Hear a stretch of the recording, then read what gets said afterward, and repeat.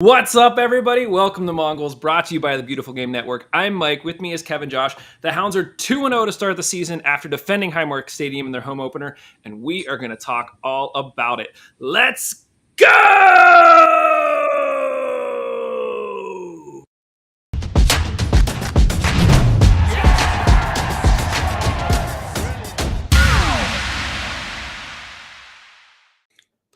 Wow. Boom, baby. Look at that intro. That's right.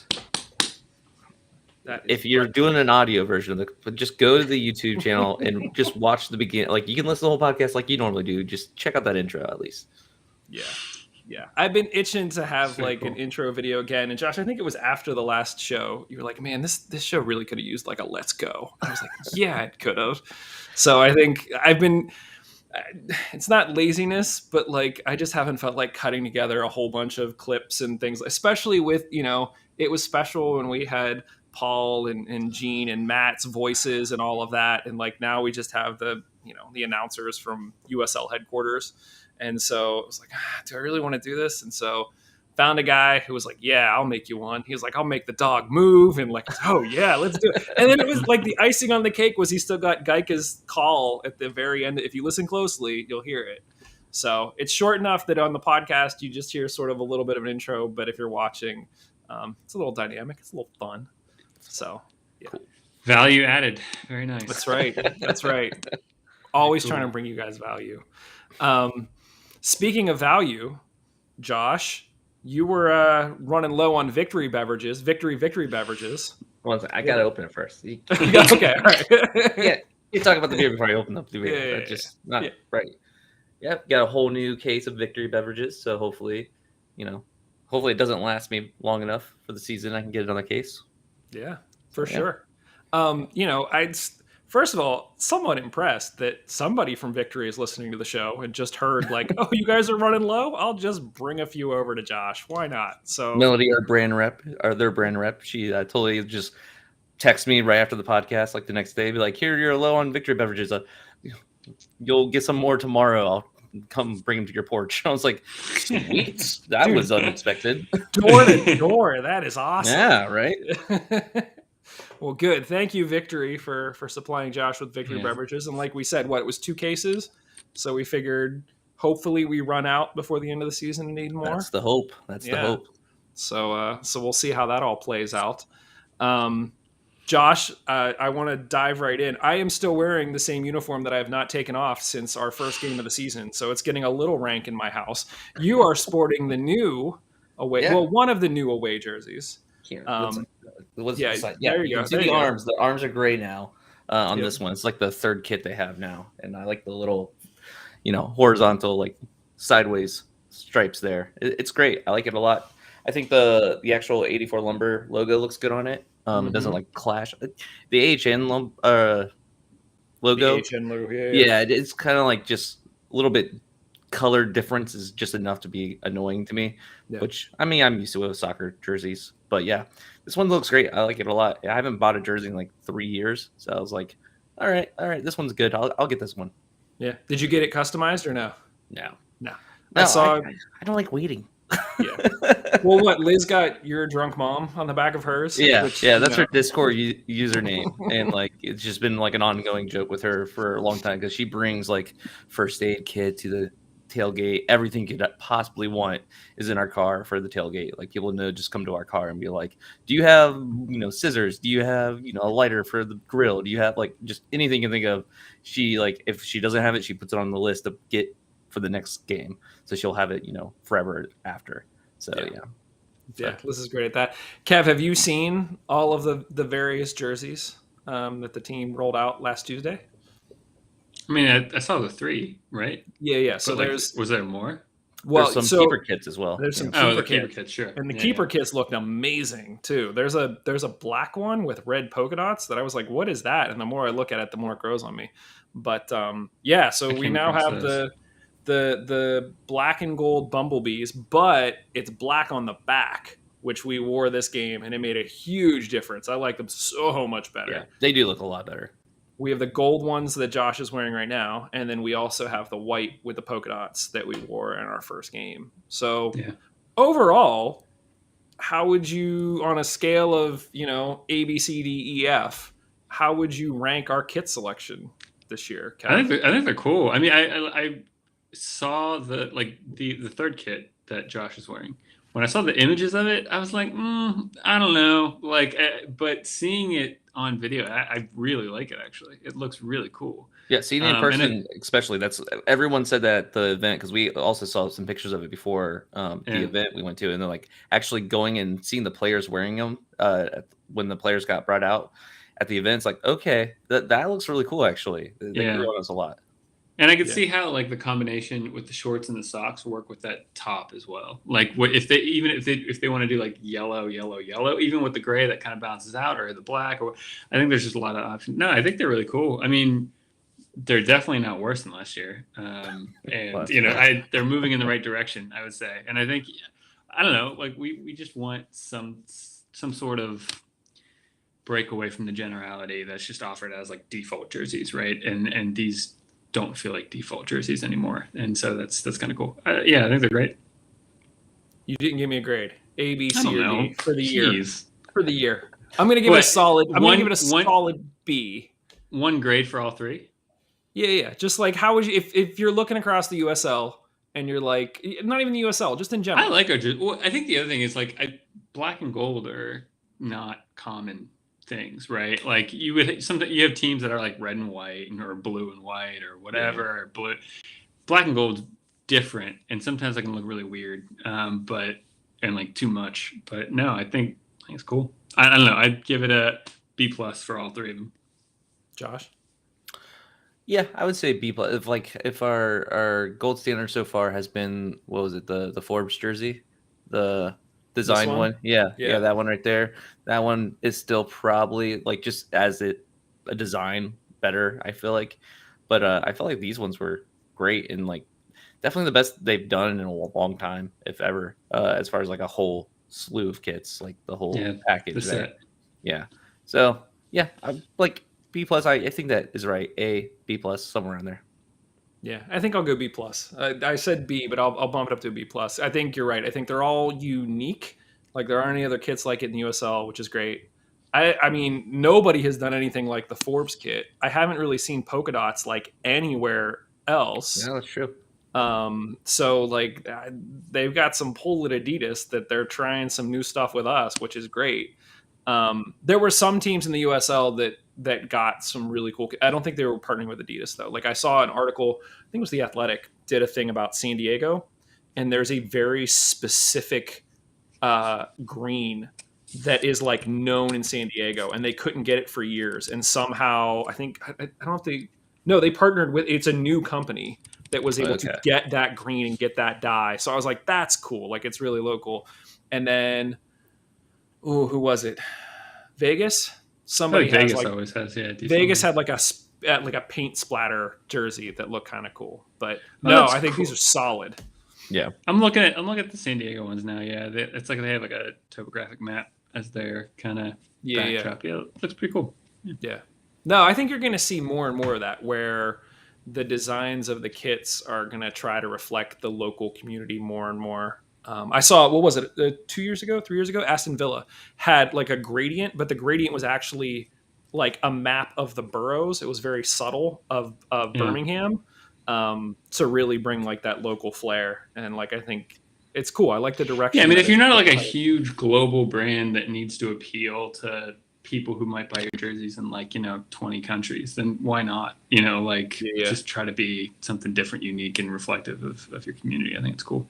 Yeah. Steve just posted in the chat that I guess he was talking with the lady who runs the store. She was telling him that all the kit options are fully custom designs. So there's a long turnaround if they need to order more. So The lesson there is, if you want to get a kit, get it now before they sell out, because you might not be able to get one later. So thanks, Steve. Very cool. So Josh, you were at the special event on Tuesday where they had all the players come out. They were rocking all the jerseys. Tuffy made a comment about how much he hates talking in front of people. Beyond that, was there any other big takeaways from that event? Yeah, I mean, it was a really cool event. It was nice because they also gave us like a sneak preview of the vendor services, like what they're going to have in the stadium as far as the food selection. We got some pierogies. They were awesome. Also had some during the game. this weekend. Still great. So that's good to see. Are they? I gotta ask. Are they like classic potato and cheese or like? Yes. Okay, Yeah, potato cheese, pierogies, sauerkraut, like stuff, or the not sauerkraut, the onions on top of it. Yeah, it was really good. I think it's like 4 pretty big pierogies for like $8, so like it's still stadium prices. So it's like mile may vary there, but it's stadium pricing. What do you expect? So I can't really complain. But yeah, the event itself, though, it was just really cool to. I don't feel like Bob's done this that often, but like when he brought out all the players, he literally introduced every single one of them and talked like a good like 2-minute type of thing about each one of them.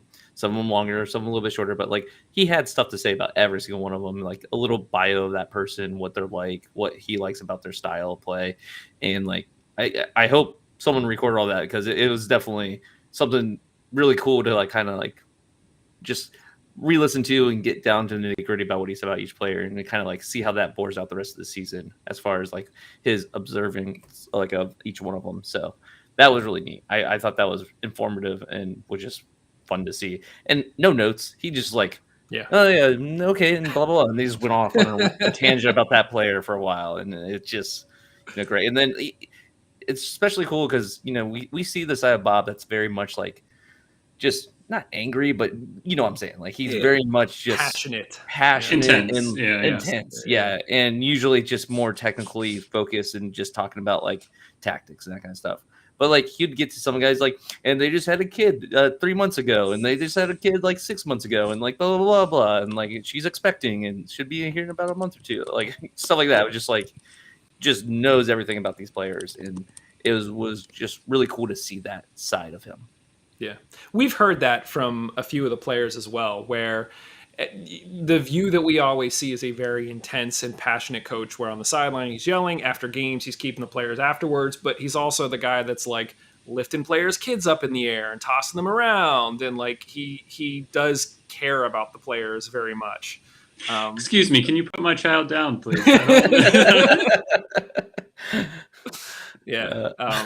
Well, good. I'm glad that it was a good event. It sounds like there was a decent turnout. It got a little bit of press coverage, which is great. Love to see it.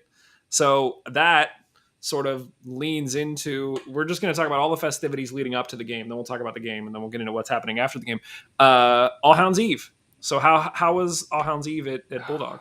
All Hounds Eve was a blast. It's definitely some lessons were learned. Like for one, maybe having All Hounds, or it's not really our choice because it's going to be the day before the home opener is what All Hounds Eve is only going to be. But during Lent on a Friday at a place that sells fish, it got a little bit busy there. A lot of fish fry people there, and also having our AGM also during that time probably not the best because all we want to do is like hang out, drink, have fun, talk, catch up. You're like, all right, everyone, sit down. I have minutes that I need to go. Yeah, it's like I have some slides to show you. It didn't happen. We didn't do the slides. It just kind of went table to table and be like, oh yeah, this is some stuff that's going on. So I didn't feel like I was able to get too much information out about what was going on and giving everyone, what we spent our money on last year and like what we plan on spending on this year and like our plans for TIFO, and like didn't get any of that stuff in, unfortunately.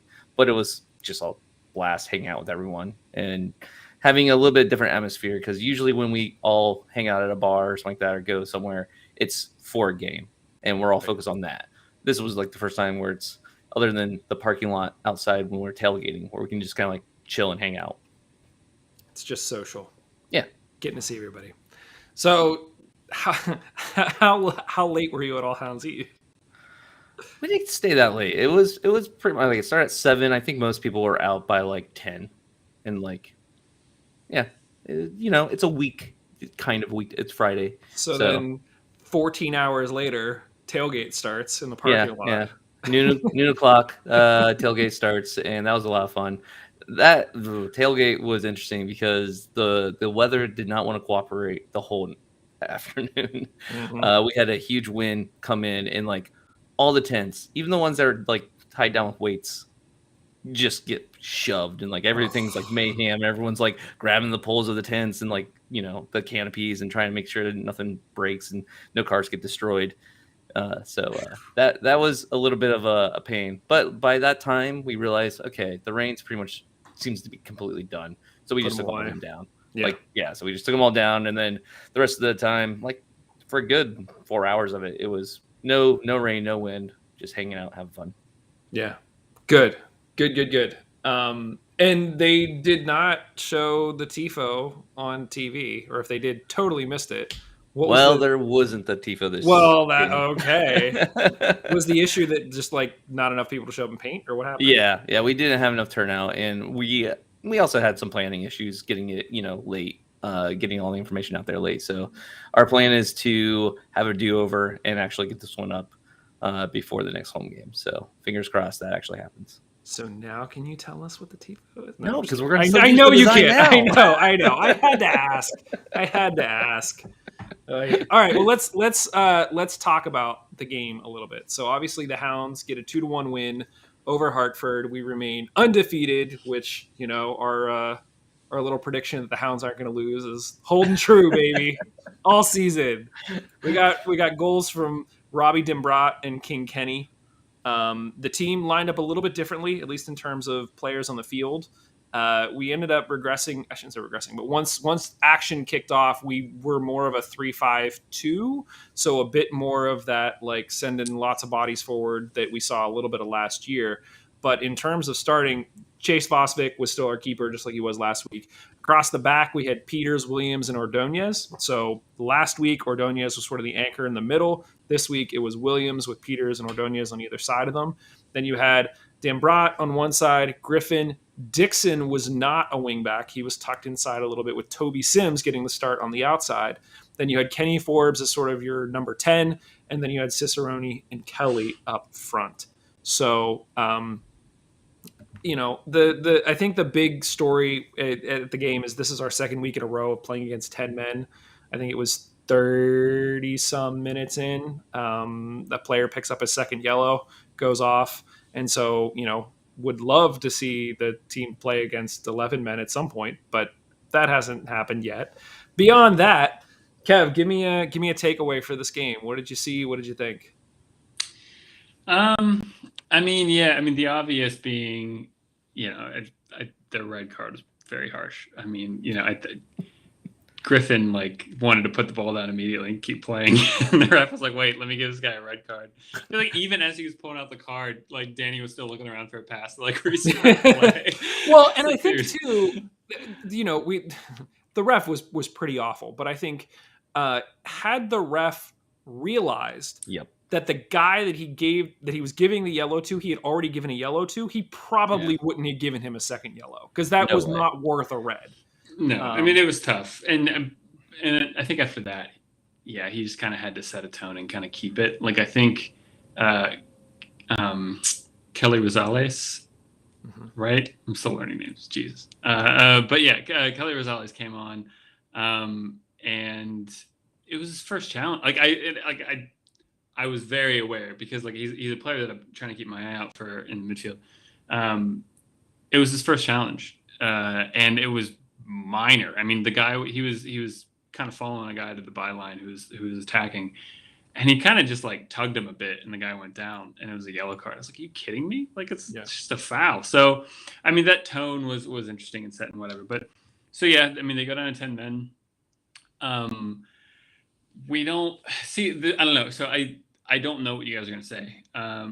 Because you don't read the notes before the show, but that's no, cool. I don't. It makes it better.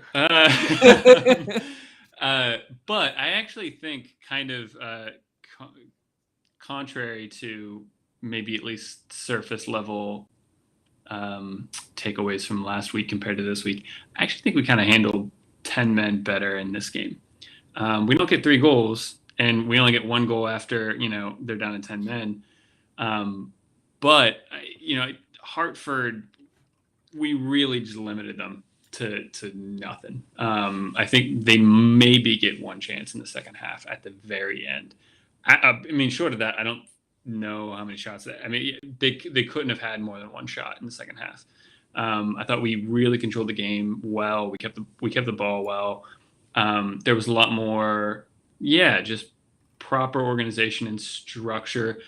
Far from where we need to be. I mean, don't get me wrong, but just compared to last week, it was better. I mean, just to the simple fact of like, I don't know if it was the difference of starting with Mikael Williams in the center of the back three, but it felt like the back three was more organized, more straight, more structured, and like midfielders knew where they could drop the ball back to, what lanes were open for kind of outlets back to the center back to relieve pressure, and yeah, just everything just felt better. It felt like we had more control, and we just really limited Hartford to anything. We created some chances, and in the end, I mean, I should have just led with this. Jesus, I mean, like Kenny's goal was oh my god, amazing. Yeah, and then everything leading up to it too. I'll pause here after I make a comment on it, but like what I absolutely loved was when we turned the ball over, and yeah, we pressed. Dixon, I think, presses the ball initially. Hartford booted up. And Griffin, to his great credit, great control. Brings it down very quickly and easily off his chest. Gets it under control really quickly, lays it off. I think it was like over to Sims, and Sims plays it up to Dixon. Dixon moves it over to Kelly. Everything was just really fluid, and that was something that was completely missing from last week. There was very limited fluidity last week, and this week I think people were linking up better. And yeah, Kenny just boots it in. Yeah, I mean, it was just, I thought, a more complete performance. Still far from where I think we need to be if we consider ourselves like title challengers. But weirdly enough, last week 3-0 win against 10 men. This week a 2-1 win against 10 men. I think we actually played a little bit better this week. Yeah. I shared a photo. I was going back and sort of making notes about the game. And after Kenny's goal, first of all, Kenny's goal was insane. It's up for goal of the week. Go vote for it at Definitely. USL Championship. There always ends up being a lot of crazy goals that are up for goal for the week. But like the way he ripped it from 20 yards out, up top corner, like made it look easy. His celebration, just running over to the Steel Army with the like, "Are you not entertained?" sort of look on his face, which you guys had been loud the entire game. This was not like but there's clearly a bond there between Kenny and the Steel Army. But the picture, as I was watching it, I was like, wait a minute, what?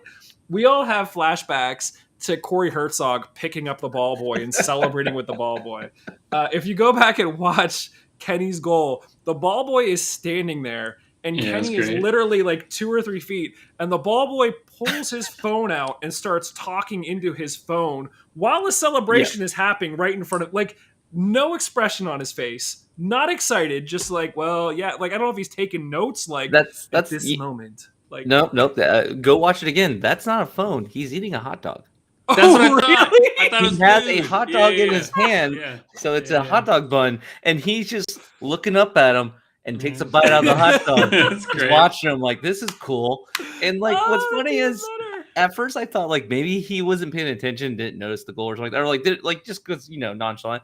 But if you watch from the far shot, you can see on the top left-hand corner of when they're showing the goal, and you see him put his hands up like, yes, it's a goal. And then suddenly he just like looks all content and just starts eating his hot dog. And as like Kenny's running towards him and just like, cool, this is fun. It's just hilarious. Well, and like as like the team celebrated, you could see like the team moving through, and you could see the kid like behind them through the team celebrating. He's just chilling there eating his hot dog, like his hot dog, nothing happened. Life is good. That's what he's saying right there. Dude, our ball boys have ice in their veins, man. They're just like, got it, whatever. That's fantastic. Yeah, it was great. It was so funny. I think Adam Marks, he on Twitter, he pointed it out and just like showed that little clip. I'm like, wow, I missed it completely. Because obviously when we were there at the game. Oh yeah. But yeah, that's up there. I mean, the ball boy getting grabbed and like being part of the celebration was great, but this was just hilarious. Hot dog kid. Yeah, hot dog kid. We need t-shirts. I'm as cold as the hot dog kid. Yeah. I mean, Kevin, you mentioned the fact that we were down to 10 men. First of all, I mean, we should talk about Dan Brott's goal. I think that was it was a fantastic take by him. It was like, welcome to Pittsburgh. But I think it was our buddy John at USL Tactics. He did a little bit on Twitter. analyzing sort of the effectiveness of having both Dixon and Cicerone on the inside, making runs inside, and how that is totally pulling defenders who are outside inside, making lots of space for our wingbacks. Because what are you going to do? Let Dixon and Cicerone run free? Like, no, you can't even like single man them. You got to double man them. And that was a case here where the ball got played out wide. You could see on during the feed, Dambrot just sort of creeps his way right up along the back. I didn't think there was any way the ball was going to make it to him. I'm like, he's too far out of the shot, and it just sort of made its way through. A little flick to him. He even had a second to settle it and ripped it into the side netting. I haven't talked to him. I don't know what the like digging celebration was all about, but there has to be a story there. We're gonna have to ask him at some point when we talk to him. Just a hard worker, Mike. Maybe that's it. I don't know. You know, Kerr always like shot toward the moon. Maybe he's like digging to the core. I don't know. I'm just making stuff up now. But the point, Kev, your point about us playing against 10 men. I think I'd look at the score line and I'm like, it was only 2-1, and again it was against 10 men. But we did have our chances. Like there was a goal that got called offsides that Griffin had scored. Dixon ripped it off the crossbar right before halftime, like off the crossbar and back down into the ground. So this wasn't like we weren't creating chances. This wasn't like we weren't taking it to them. And towards the end of the game, there was a moment where part of me was like, we should just see if we can have 90% possession from here on out, because the defense was just sort of dinking it around and nobody from Hartford wanted to press. And it's like, well, it's on you guys to lose the game now. Like we could have just kept the ball. That's not the most entertaining thing to watch. And I think against 10 men, I'd love to see the team pushing themselves to try to get that goal, because it's like you have less to lose. But at the same time, 3 points is 3 points. And so like at the end of the day, we got 6 points out of 2 games, and you kind of got to be happy about that. So, Josh, what were your thoughts? Yeah. So from the stands, it looked choppier. It looked just kind of, I don't know, disjointed and weird, but I don't think that was the team's fault. I think that was the ref's fault. Yeah. And I also felt like that was very much a weird situation with the ref. Like he just looked like he didn't know what he was doing half the time. that red card, I think, is the big cherry on that is the fact that it's like give the guy the yellow, then like be told in his ear probably like, hey, that's a second yellow, being like, what? Oh, he looks at his book. He's like, "Oh, okay, here's a red card." It's just like, whoops, dude. When you give out yellows like candy, like that's bound to happen. Right? So yeah. So at that point, he had given them 2. That was their third yellow, and our first yellow had happened already. And then right afterward, we got a second yellow. So it's just like, it's just weird. It was a weird game. But listening to Bob's interview after the game, he didn't even say that he thought that the team had played better than they did against Memphis. So, it's definitely, you're founded in that thought, Kevin, is like the team was doing better than they did against Memphis, just not as many goals. And in the past, we have seen this team not put away games that they need to put away and kind of like lose 2 points to a stupid draw that they shouldn't have gotten a draw. Like that happens way too often. And that can be the difference. This game had draw written all over it for me. It did. I thought it was going to be worried. A draw. Yeah. Yeah. No. So like I'm very happy with the way it turned out, obviously, and they did what they needed to do, and that's all we can ask from them. If they get that 3 points, cool. Let's move on to the next game. But yeah, that both goals were great, but that Kenny goal was just spectacular. It was so fun to watch. I think my favorite, like you saw Kenny like starting to like kind of run to celebrate before the ball went in, right? Like when you make such sweet contact with it, where he kind of like starts to kind of like fade off to the left, like he's gonna like, oh yeah, like this is going in. That was he hit it so sweetly. And there's a more important question here that we didn't get an update on at all from Mongol's Twitter account. How was the announcers? Oh yeah, so I meant to add that to the agenda. I didn't mute them. Like that's so like they made it through a game. I don't mind those guys. I guess. Yeah, they're okay. They're not. I don't good. mind those guys. They're not great, but they were better than the crap we had in Memphis. I was listening to the Riverhounds UK fan podcast, and Fez on that one, he had said that he thought the announcers did pretty good. So yeah. Or maybe he did that on a tweet. I can't remember how. They're fine. They're, it's what you get when you have somebody in, Tampa calling the game. That's, it's not my choice. Mike's harsh. It's fine. There's no Geica. I am to announcers what you are to keepers, Kev. Like that's just that's what we are. Or other people named Kevin. Exactly. Other people named Kevin. Exactly. Higher standard.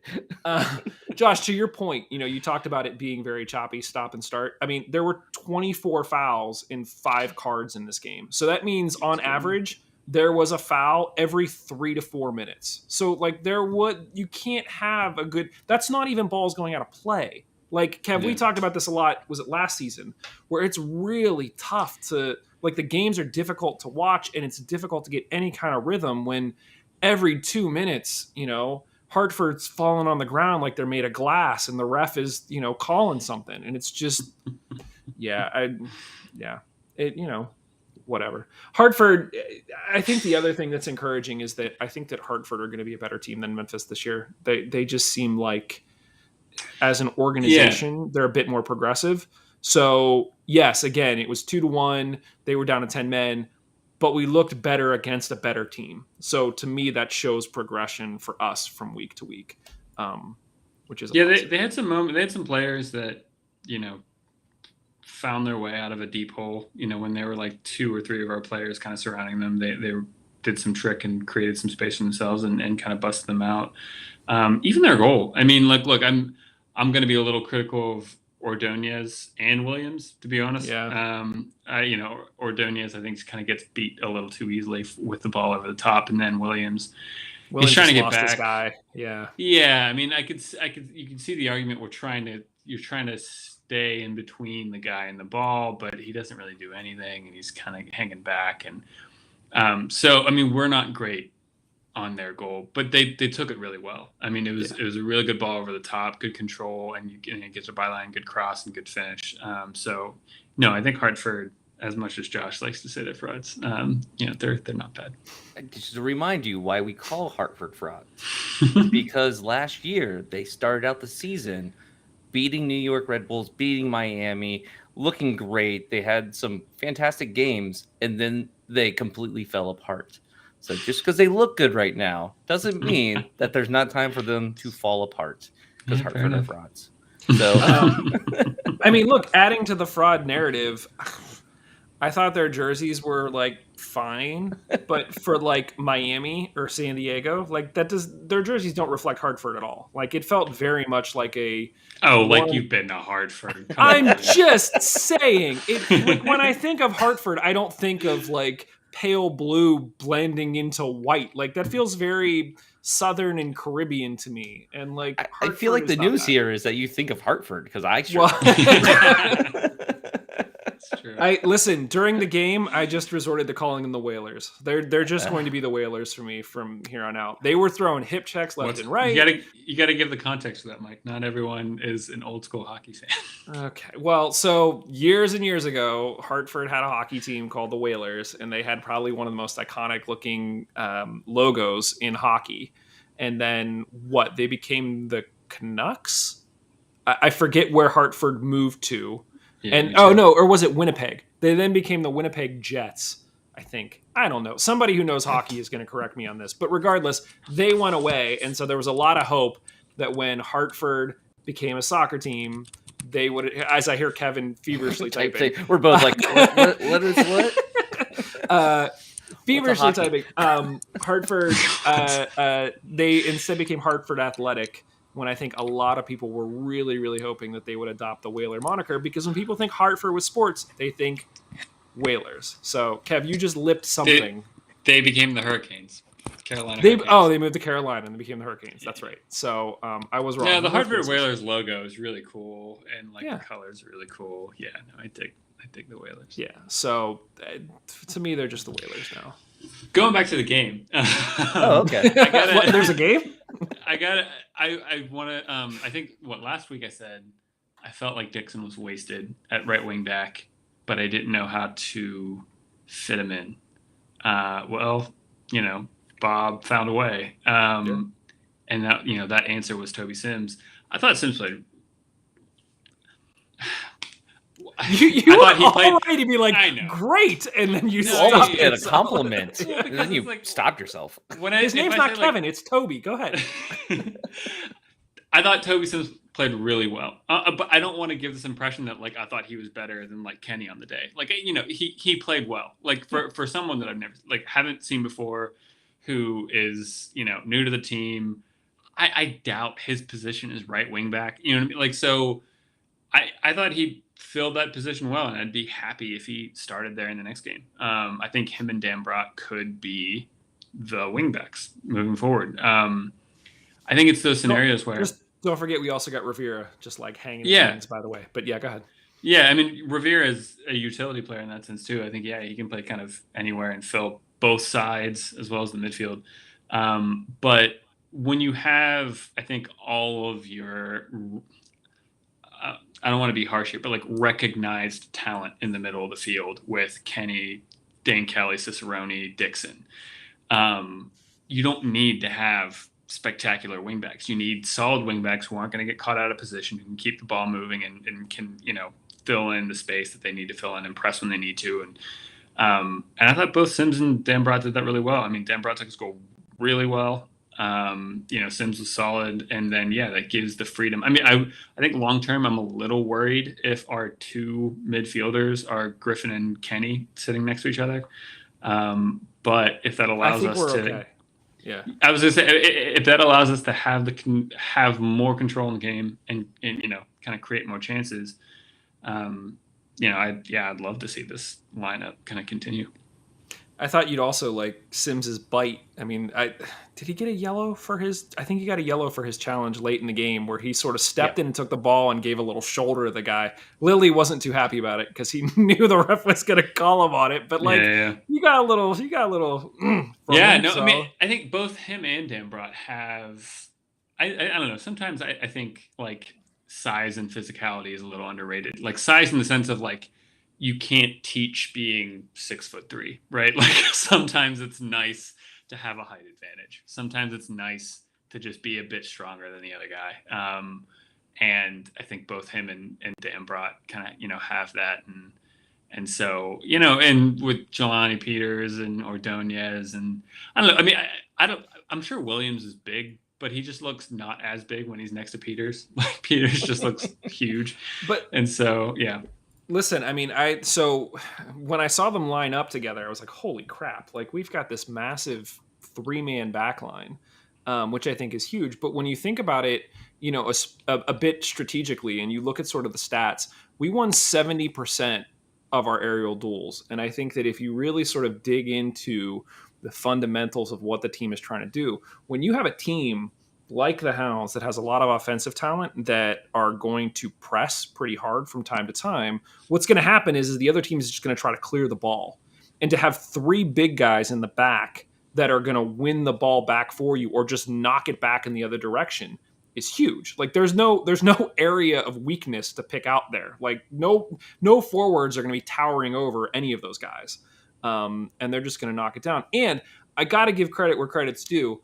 Last week, Kelly made Team of the Week. He was named Player of the Week. Shane Wheat also made Team of the Week. And I think a lot of us over the past year and even in the start of the season can be very critical of Shane Wheat.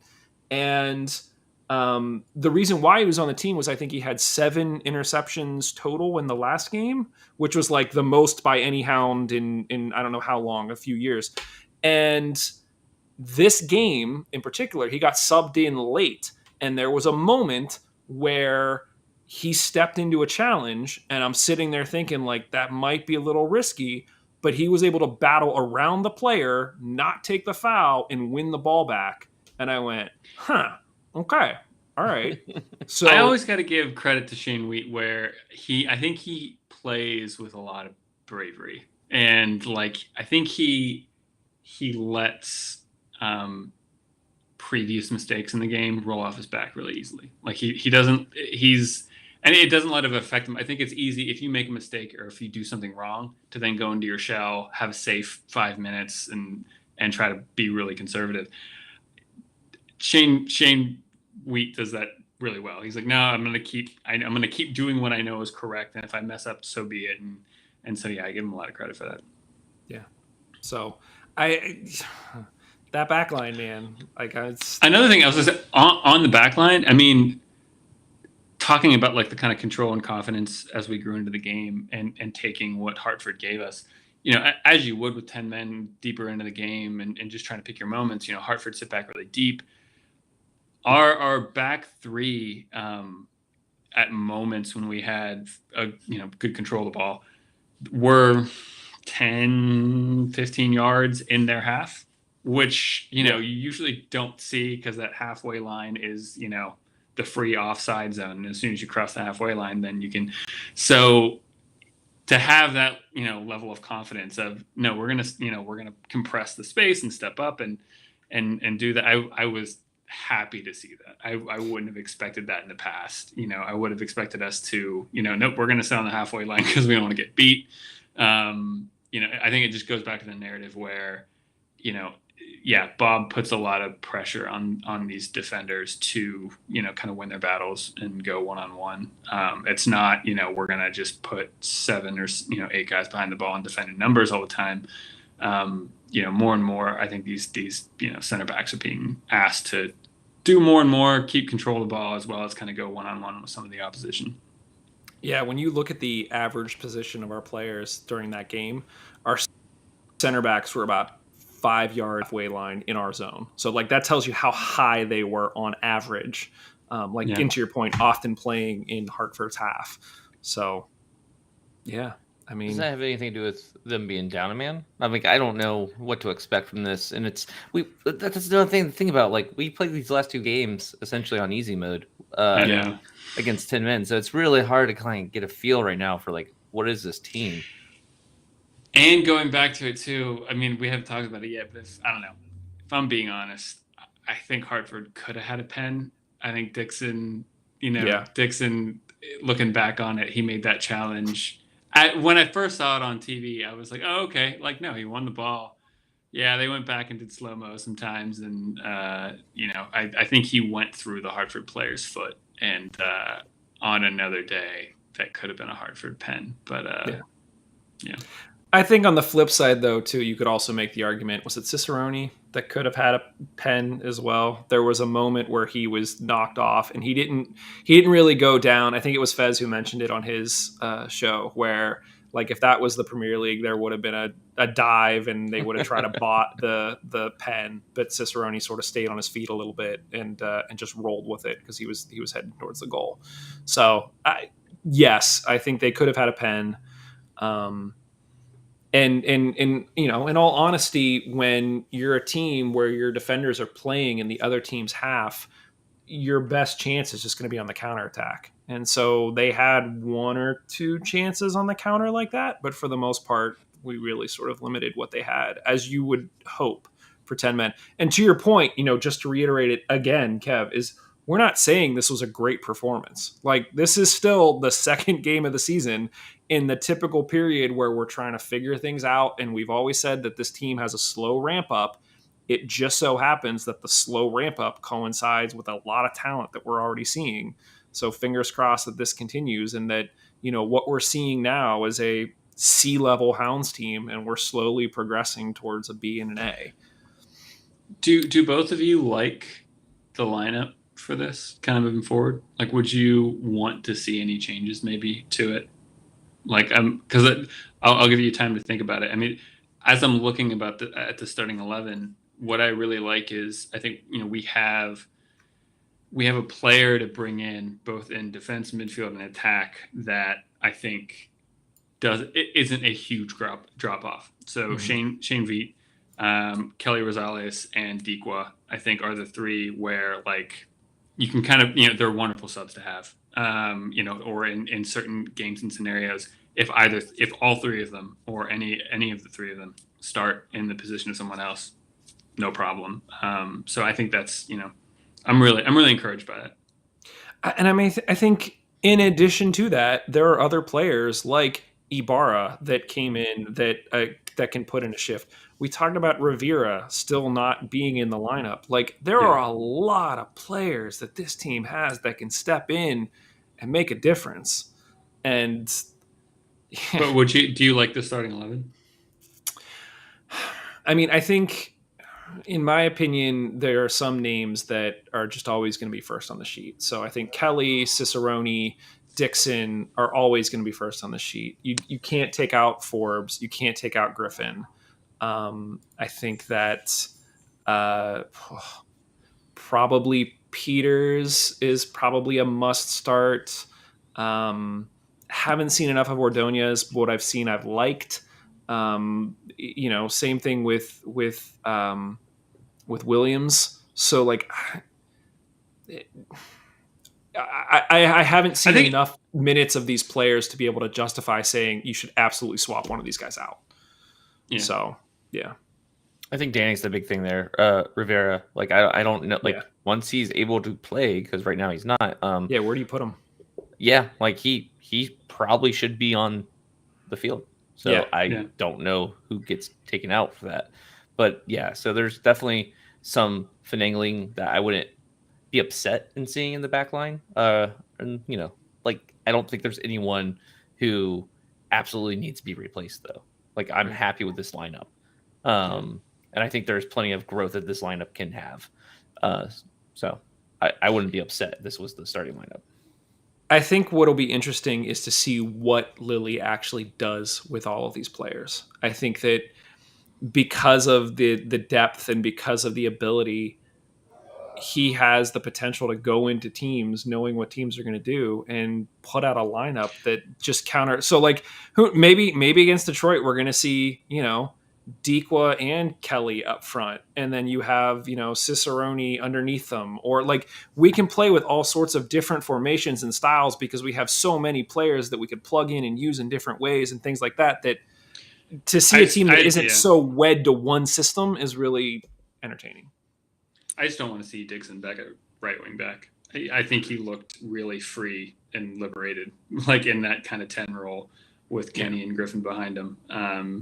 And I think we got, but at the same time, I don't know. If I'm being honest, he probably had a better game in the last game at right wing back, but I don't know. I like seeing Dixon constantly closer to the goal, but yeah. Yeah, well, I guess we will wait and see because, in just a few short days, we are going to be in Detroit taking on the newest members of the Eastern Conference. I guess, guys, anything else you want to talk about as it relates to this game before we talk a little bit about Detroit? Toby Sims got hurt, but we have no idea how hurt he is. Yeah. Fez asked any news on Toby Sims' injury. Yeah. We have not heard anything. So, as soon as we hear something, I'm sure we will pass it along. I did not see sort of how severe the injury looked or anything like that. So we'll have to follow up with the team and see what they're thinking there. Hopefully it's not too bad. Because I agree. I think he put in a really good shift. I think he showed some bite.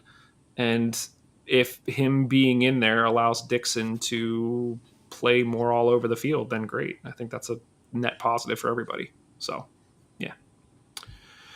All righty, gentlemen. Saturday road trip to Detroit. Josh, you said what, 30 some people are getting in the cars and driving? Yeah, at this point we have about 30 going up. It's about awesome. A 4.5-5 hour drive to Detroit, which is sadly like the close trip for us compared to everyone else. So that sucks. But there's no like train that goes there, right? I looked it up. No train. I was thinking that too. I'm like, maybe there's a Amtrak. Maybe we could do that. And it was like, no, that's not an option. I'm like, all right, fine. And bus was like, we looked into it and it was way too expensive. So we're doing a caravan. We need some of them Tuffy bucks, man. Get Tuffy get Tuffy to sponsor a bus. There was a bus that was on auction, and some of the members tried to talk us into buying a bus. Like the auction starts at $1,000. Like, yeah, but then like upkeep on the bus, where we're gonna park it, Listen, gas. Like, this sounds totally, like a lot. totally side conversation. There's a guy that I know out here who is a retired state trooper, and he got a bus at like a police auction and turned it into like a traveling van for his family, and they drive to like Disney and back like once a year. So it can be done. I'm not saying it can't be done, but I don't even have a driveway, so it can't be done by me. Is what I'm saying. I'm not paying for a dedicated parking spot for the bus. Fair enough. But yeah, so that's unfortunately not happening. But we are doing like pretty much like a caravan type thing going on, and we have over 30 people, around 30 people at this point. Hoping we get some more. I'd love to get up to 50. That would be my ultimate goal. That's probably not gonna happen, but that would be awesome. But yeah, all of us finding different like Airbnbs and hotels. Some people are just going up and down the same night. That's crazy, but cool. The game is early though. The game starts at 4 p.m. because I'm not convinced there's lights at the stadium. You might not be wrong. I haven't looked too closely, but from the highlights that I've watched, maybe not. Yeah.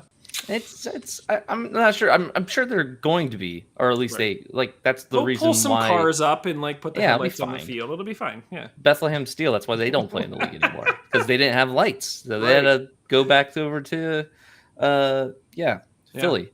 But yeah, so excited for the trip. I'm pumped. It's our first like big away trip in years since the pandemic, essentially. If somebody is listening to this and they weren't previously planning on going, but now they want to go, who should they like reach out to? If you could jump on the Discord, the Steel Army Discord, that's always a good idea. We also, if you just message the Twitter account or any of our other socials, we can give you the sign up sheet. We have information on there. There's still people who have room in their cars if you want to try to carpool. There might be a couple people still looking for like roommates and that kind of stuff to help pay for Airbnbs, that kind of stuff. And I know there's at least one person who has room in their car who is going up and back the same day. So like if you just want to, impulsively like, let's do this. Someone has a room in their car, get on that sign up sheet, see who has a room available, contact them, and we'll go from there. I'm guessing getting tickets for the games aren't really an issue. I saw some of the highlights from their last home game, and it seems like there was not a lot, but there were some empty seats. So it was also a wet day for them. So I don't know if the weather kept a lot of the fans away. Obviously, the supporter section was packed as always there, right? And it looked awesome. Super excited for the atmosphere there. But yeah, as far as the rest of the grandstands, it did look pretty empty. But we do have a special link, so that's another reason to contact the Steel Army. If you're going to be sitting with us, we have a away supporter link that makes the ticket a little bit cheaper. So. Nice. Our buddy Harry, shout out to Harry, shared on Twitter that Detroit's already talking smack on the Hounds, trying to get something riled up. Yeah, specifically going after Cicerone because there's some history there in terms of him playing against them previously and. Cicerone hat trick, calling it now. That's right. They may or may not have referred to us as Schittsburg. So, look, here's the thing. Okay, so they've played 2 games. They've scored once. All of this feels very cute. It feels like when Indy came into the league. And don't patronize Mike. My thing is like they came in, they tried to talk a big game, and listen. Would I love to see there be a rivalry develop between Pittsburgh and Detroit? Absolutely. They're currently our closest rivals. I would love to see it happen, and I think it will happen. I think the fans are super passionate. I think we're super passionate. I think it's going to happen. But to come out swinging before we even played our first game, guys, come on. This is what you expect to see from Detroit, and this is what people love about Detroit is they're like the little chihuahua that just is gonna tear your leg apart because they're a little dog. They're little, but you know what? They have passion. They definitely think they're the biggest fish in the ocean, really. So it's true, and it is a David and Goliath, and it's easy to kind of get into that. just in general, they always view themselves as like the put upon club. Like it's us against the world is how they feel, and it's their brand, it's their shtick, and they're sticking to it. So yes, woe is them. Everyone hates them, and I'm sure they have that chip on their shoulder for a reason. I don't know what it is, but they have it there. Listen, so they just to give you some background on what they've done in their first 2 games. They played San Antonio in their opener. They lost 1-0. They beat the Battery at home this weekend 1-0. So basically they have scored 1 goal in 2 games. Their goal differential is basically 0. They've given up a goal. They scored a goal. They're averaging 1.5 shots on target over 2 games. For comparison. Jeez. We're averaging 4.5 shots on target per game over our first 2 games. And, they beat the Battery, but the Battery had 1 shot on target. Like, we're going to have more than 1 shot on target. Like, I hate to break it to you guys. So I'm excited that we're going into Detroit. I think it's going to be awesome. I think the fans are going to be up for it. I think, you guys are going to be up for it. Stay safe. But like, I don't think this is going to be close. I'm hoping it's not close. I do think tenacity is what they can bank on. Is the fact that their club definitely, you can tell the players are like giving it their all during these games, and especially in front of that home crowd, because it is like a point of pride to almost a degree that is unseen in most USL teams. So it's definitely going to be intense atmosphere. I'm looking forward to it, but also like it's a fun place. Like the club itself, or the supporters themselves, they're awesome. They're fun. they like I said, the whole Chihuahua thing, they seem really mean, but then they're all pretty awesome. So it's going to be hard to be rivals with them in the same way that like. It's almost in the same way, actually, as with Louisville. Where Louisville, it's like, on the field, we have something to prove, and there's something there, and there's like a rivalry. But as far as their fans go, it's like, okay, like they're hard to be upset about. Like it's like cool. There's fun people. Unlike with Indy 11, I feel like the rivalry there is actually less on the field and more just like, man, their fans are jerks. Like, Yeah, I think there was a documentary that was done about Detroit's fans, and I think a lot of people in the USL were massive fans of their supporters and their club years before they came to the USL. So I think when the news broke that Detroit was coming, everybody was really excited because of the fans. So I'm not surprised that they're talking smack, and I'm not surprised that they're going to be up for this game and that it's going to be a lot of fun. And I'm not surprised if they become, a new rival. I think it's going to be great. But the rivalry is largely going to take place on the field. If we, smack them down in this game, then we'll see how much of a rivalry there is. So yeah, I think it's going to be a fun Saturday one way or another. Kev, you've been laughing at us this whole time and making faces. Do you? No, I think you guys are cued in a lot more to the kind of community discussions around like the fans and the exchanges with the fans. I don't know to what level they're being, I don't know what's a safe word to say, but like I don't know to what level they're not being cool. But if they're just like backing themselves and just being like, look, we're great, everyone else isn't great, and we'll show you. It's great. Love it. Bring it on. I think that's, passion is good. Don't be buttheads, but no, I think it's great. And I wouldn't have it any other way. I hope they think we're crap. I hope they call us out. And, at the end of the day, we can shake hands and everything's cool. But I think it makes for more intense games. And, all I watched was the highlights from their home game and their home opener. I don't know. There were moments where, I think, their goal was well taken. They showed moments of class, but then there were also, some kind of missteps and calamities to let in Charleston as well. So I think it'll be interesting. I think it's, I'll reserve judgment to guess, how this is going to go. But yeah, I think it's exciting already. I think two things real quick. One, I'm sure the Steel Army will love it, but Hopino was the one that scored for them. Former City Islander Hopino was the one who scored for them last week. So go ahead, Josh. You guys can chew on that one all week. Yeah, that's good. Secondly, in their first two games, they seem to play very narrow up the middle of the field. So, Kev, we just talked about how great it is to have Alex Dixon on the inside. I also would not be surprised to see Alex Dixon out wide to totally take advantage of some width and just try to run the outside of the field. Let them have the inside, and we just play out wide and into the top where you have some big guys in the middle that are knocking balls down. So, yeah. I'm not sure how big their pitch is. Like, it looks pretty tiny. So I'm also don't know how much width we can really have on that field as far as like, and it's a very tight space to begin with. Like, I don't know if you've seen the videos, but it's like as soon as you get off the field, you're up against a advertisement board.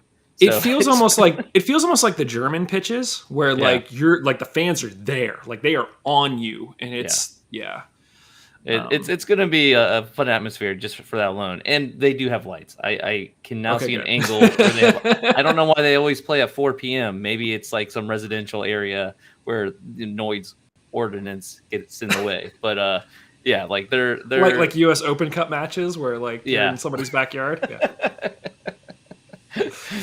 Yeah. Josh, score prediction. What do you think? I feel like I don't think we're running away with it. I feel like it's going to be a tighter score line. I do think we're going to get the win, but I'm thinking like closer to like 2-0, 2-1 than a blowout 3-0, 4-0. Kev? I don't want to be a Debbie Downer, but like I'm gonna call this 1-1. They'll probably have 11 men by the end of the game. That'll be a new challenge for us. I have my doubts.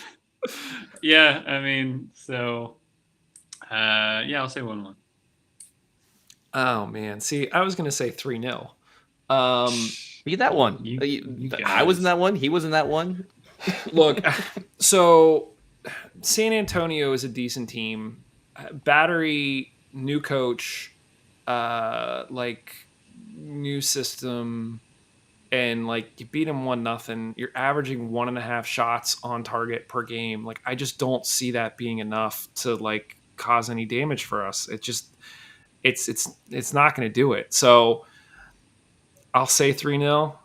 Maybe that's feeling a little too ambitious, but honestly, like this game this past weekend could have been 4-1, 5-1. If one of the two deflections off of Cicerone that just like bounced off him would have gone in, we would have been looking at 5-1, 6-1. So, I'll say 3-0. I feel good about this offense and what they've brought offensively so far. I think even their goal this past weekend was from a set piece. So like, just don't. It wasn't from run and play. So just don't give them any dangerous set pieces. And even at that, I think we got the bodies to take care of business. What, Detroit's goal? Yeah. Was that run a play? Yeah, I think it was a it? play. There must have been some other game I was looking at then. That yeah. So guy did some step overs. That's big stuff. Big stuff. Did some step You're overs. laughing at us throwing shade, and here you are now, Kev. They should be a pro team. That'd be really cool.